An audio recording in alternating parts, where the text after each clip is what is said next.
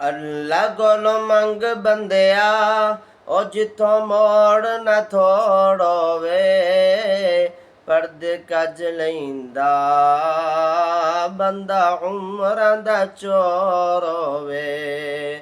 ਅੱਲਾ ਕੋਲੋਂ ਮੰਗ ਬੰਦਿਆ, ਉਹ ਜਿੱਥੋਂ ਮੋੜ ਨਾ ਥੋੜੋਵੇ। ਪਰਦੇ ਕੱਜ ਲੈਂਦਾ ਬੰਦਾ ਉਮਰਾਂ ਦਾ ਚੋਰ ਹੋਵੇ। ਕੁਰਾਨ ਦੀਆਂ ਪੜ੍ਹ ਐਤਾਂ ਵਿੱਚ ਸ਼ੱਕ ਕੋਈ ਨਹੀਂ।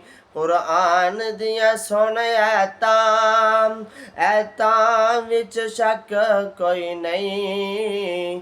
ਰੱਬ ਦੇ ਸਜਦਿਆਂ 'ਚ ਬੰਦਿਆਂ ਦਾ ਹੱਕ ਕੋਈ ਨਹੀਂ। ਵਲੀ ਪੀਰ ਪੈਗੰਬਰਾਂ ਦਾ ਭਾਵੇਂ ਰੁਤਬਾ ਹੋਰ ਹੋਵੇ। ਪਰਦੇ ਕੱਜ ਲੈਂਦਾ ਬੰਦਾ ਉਮਰਾਂ ਦਾ ਚੋਰ ਹੋਵੇ।